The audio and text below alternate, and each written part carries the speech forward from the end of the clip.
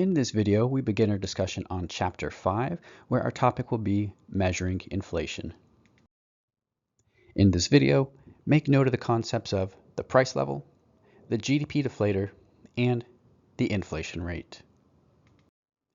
To begin, we mentioned that we want to explain outcomes in an economy, where we have mentioned also that this means replicating observations in our circular flow and observations and patterns we notice in our US data, where for our US data, we've mentioned that we are particularly interested in price and quantity in our markets, price and quantity in product markets, factor markets, and financial markets, where of those price and quantity levels, we mentioned being even more particularly interested in total output, so quantity in product markets. We developed its measure in the form of GDP. Labor, so quantity in factor markets, specifically the labor market, where we developed its measure in the form of the unemployment rate. And prices on goods and services, so prices in the product market, where we will develop this measure, this chapter, in the form of the price level, as well as gauge its increases through inflation.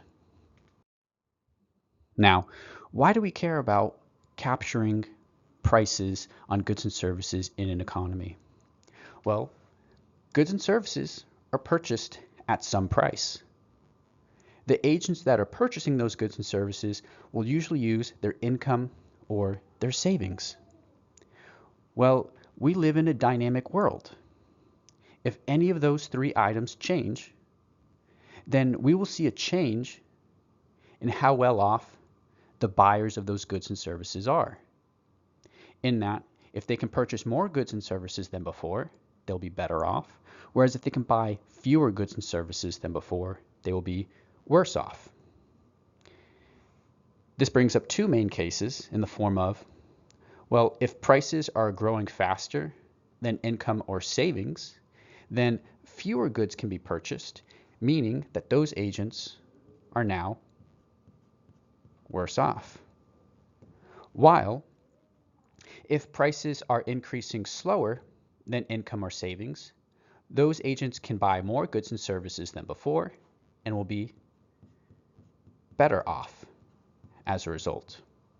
So we care about prices given that how they are changing compared to other factors such as income or savings, they can make agents better or worse off.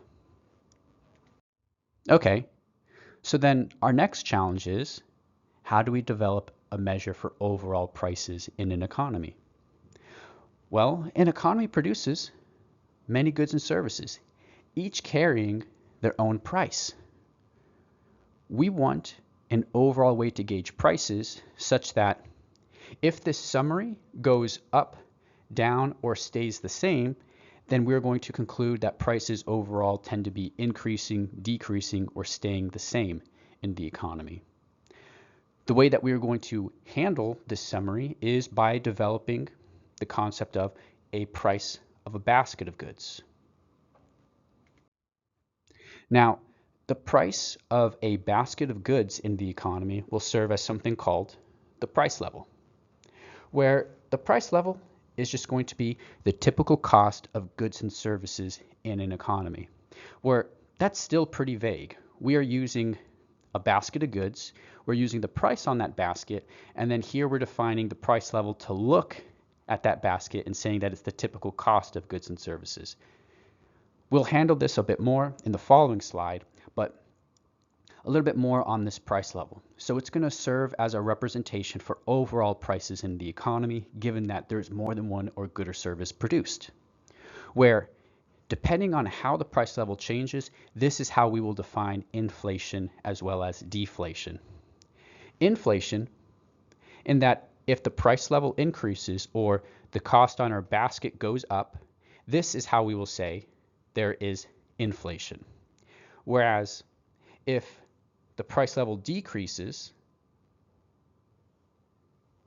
then that means the cost on our basket of goods has gone down, and this is how we will define deflation.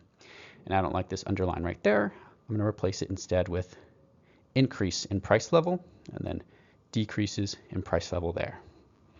Okay, So we have some sense of what we are doing.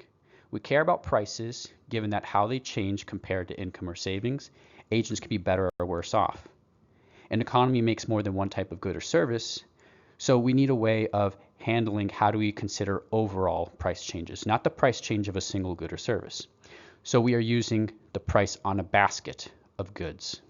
If the price on that basket goes up, inflation, price on that basket goes down, deflation. All right, so let us continue from there. Okay, so in terms of this basket, we mentioned that it was vague. Well, there's two common approaches in terms of the types of baskets used. We can consider the average basket of goods, once again still vague, where, and I'll use a different color, there's two common ones. There is the CPI, which is the Consumer Price Index, which captures what the average consumer in the country is purchasing in terms of goods and services. There's also the PPI, the Producer Price Index, which does the same but from the perspective of the producer. Both of these are fine measures. However, we will use the second approach. We'll consider the basket of all goods and services, where this basket is referred to as the GDP deflator. Okay, the reason why we're going to be using the GDP deflator is that this is going to build upon stuff that we have developed with GDP. Okay, so if we consider the price on the basket of all goods and services, we can turn to GDP. Because remember, this captures total output, all goods and services produced, where in order to facilitate comparisons, so having a common unit, we looked at market value for our goods and services, price times quantity. Furthermore, remember that if we wanted to make comparisons over time, we made a note to distinguish between nominal versus real GDP, where nominal basket in current year prices. So prices are not controlled for, whereas we also made the note to distinguish real GDP so we can make comparisons over time.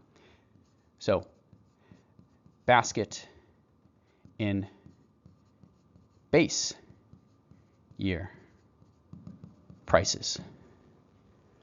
Well, quantity is staying the same for the same year, nominal GDP versus real GDP. Price is going to be different for nominal and real GDP.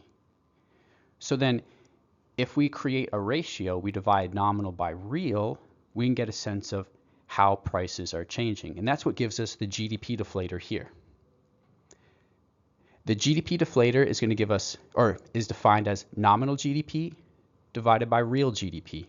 So nominal, in the numerator, the basket of all goods and services measured in current prices divided by real GDP. The basket of all goods and services measured in base year prices. This will give us a number of less than 1, 1, or greater than 1, and then we're going to scale that by 100. We're going to do a numerical example on the following slide, but to make a little bit more sense of that, let's consider an example where we just have an economy over 2 years and there's one good in question. All right, I've used purple already, used red, let's use dark blue. All right, so we have year 1 and we have year 2. We're going to look at nominal GDP and yes, GDP, but meant to put an R for real, and real GDP, nominal and real. Let year 1 be base year, and we're going to see the GDP deflator momentarily. Okay, let's have not used this green. All right, so in year 1, nominal GDP is going to be the price of that good in year 1 multiplied by the quantity of that good in year 1. In year 1, real GDP since this is the base year, it's going to be the same as nominal GDP. Price in year one multiplied by quantity in year one. Now, let us move to year two. Nominal GDP is going to be the price of that good in year two multiplied by the quantity of that good in year two. Now, let us turn to real GDP in year two. Since year one is the base, this is going to be the price of that good in year one multiplied by the quantity of that good in year two. This is what we saw in chapter 3. Now let us start looking at the GDP deflator and see what we observe. So GDP deflator in year one, using our formula above, that's nominal divided by real. So that's going to be price year one, quantity year one, divided by price year one, quantity year one, multiplied by 100. Well,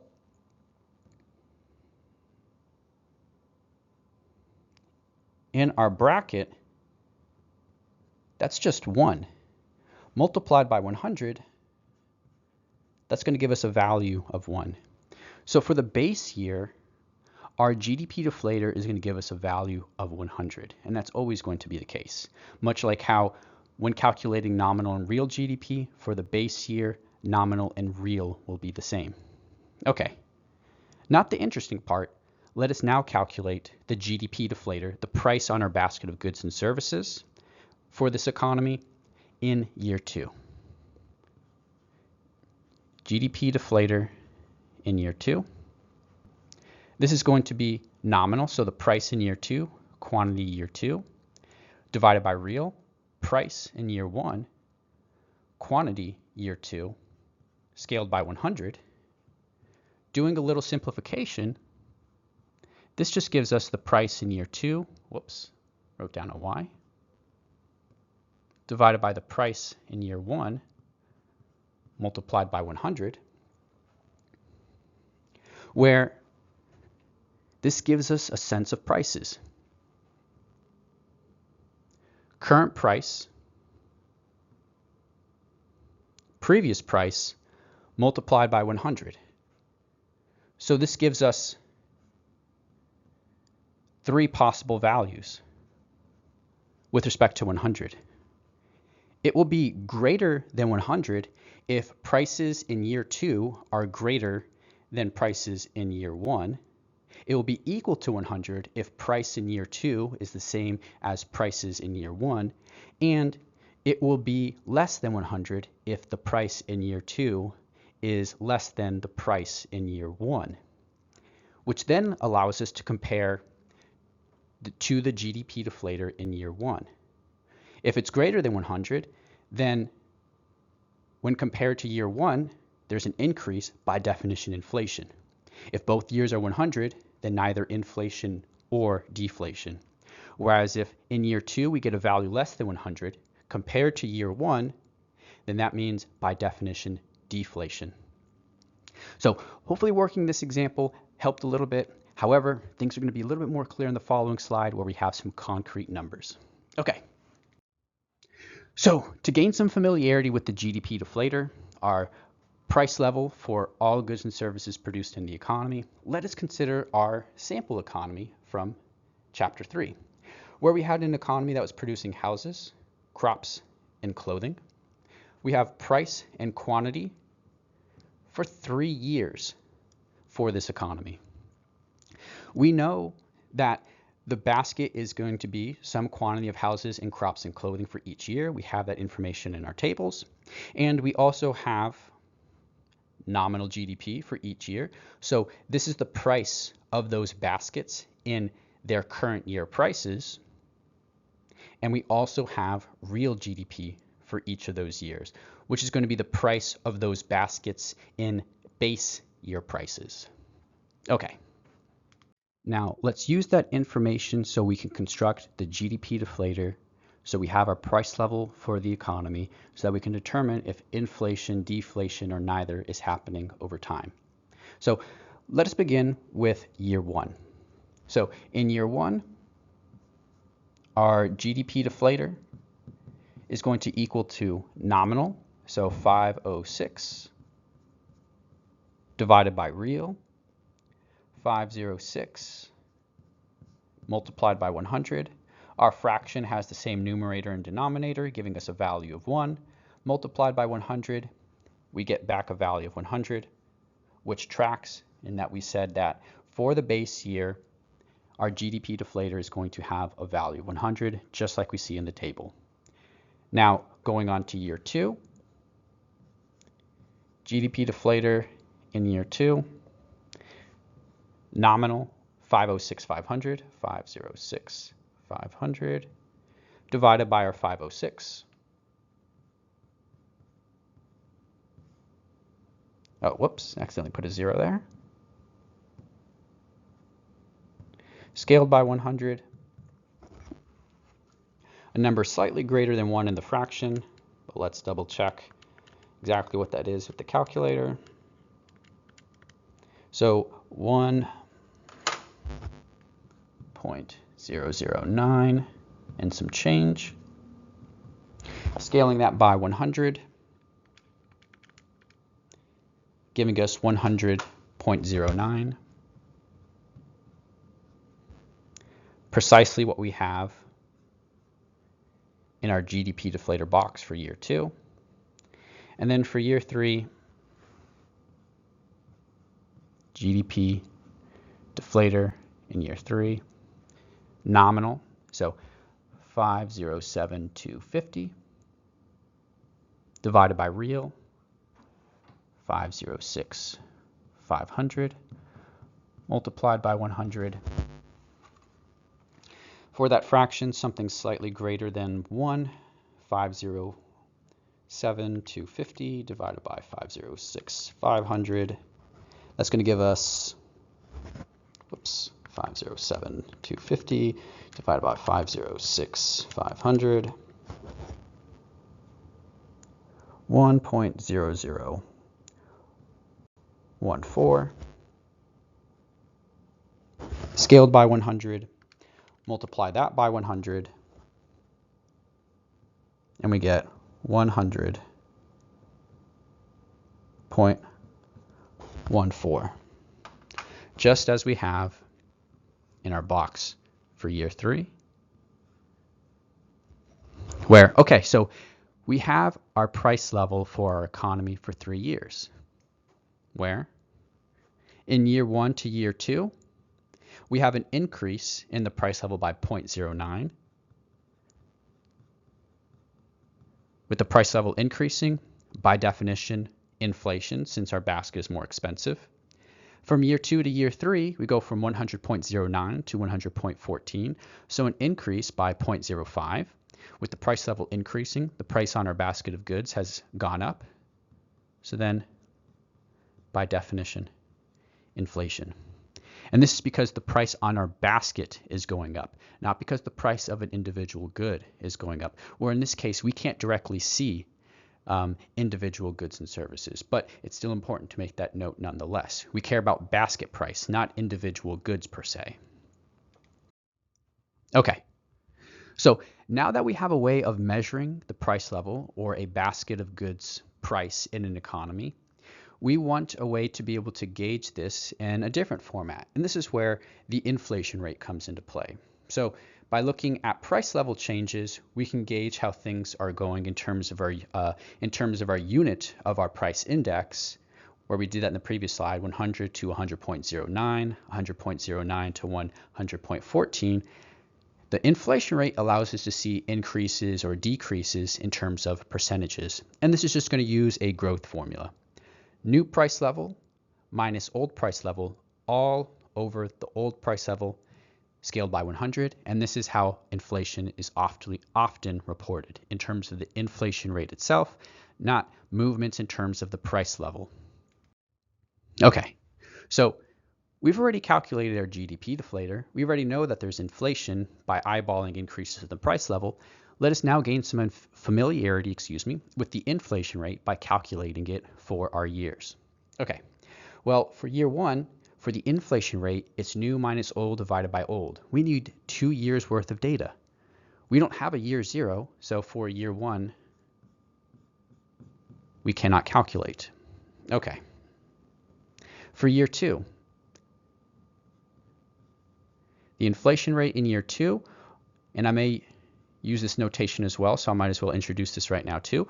Oftentimes, inflation gets reported in shorthand using the symbol of pi, which is why I have pi subscript 2 there as well too. And that's going to serve as shorthand, but I will also use IR2. I have those two right there as reference so that you can see.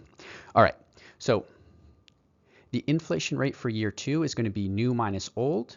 So this is going to be 100.09 minus 100 all over old scaled by 100. All right, well, these two things are going to cancel out. And so that this stays like this on the slides, this is all we're going to be looking at then is 100.09 minus 100, giving us, let me get the marker again, a value of 0.09%. So from year 1 to year 2, we have inflation, and the inflation rate is 0.09%. Okay, now from year 2 to year 3, IR3, or pi subscript 3. This is going to be new minus old. Whoops, and I didn't put the old for year 1. Divided by old, so this is going to be new. 100.14 minus our old of 100.09 all over 100.09 scaled by 100. Unfortunately, no manual shortcuts on this one. So 100.14 minus 100.09 divided by 100.09 scaled by 100. 0.04, precisely what we have in our year 3 box, or an inflation rate of 4%. So when we looked at the price level, we concluded going from year 1 to year 2 inflation, year 2 to year 3 inflation due to increases in the price level. Using the inflation rate, we see that in year 2, the inflation rate, so the price level rose by 0.09%, whereas going from year 2 to year 3, there was inflation where the inflation rate was by 0.04%. Okay. So now that we have a way of gauging prices in an economy, as well as how to look at inflation or deflation, where we'll pick up next time is by looking at causes of inflation.